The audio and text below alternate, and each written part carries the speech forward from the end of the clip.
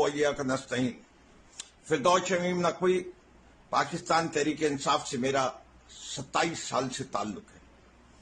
आज उस्मान डार की वीडियो देखने के बाद हिफ्ज़ मा तक़द्दुम के तौर पे मैं उस किताब पे हल्फ ले रहा हूं जिस पे हर मुसलमान यकीन रखता है, और मैं भी उस पे यकीन रखते हुए ये हल्फ लेता हूं कि आज मैं अपने होश व आवाज के साथ कह रहा हूं कि मैं पाकिस्तान तहरीक इंसाफ रोज़े अव्वल से मुंसलिक रहा हूं, 27 साल से मुंसलिक रहा हूं।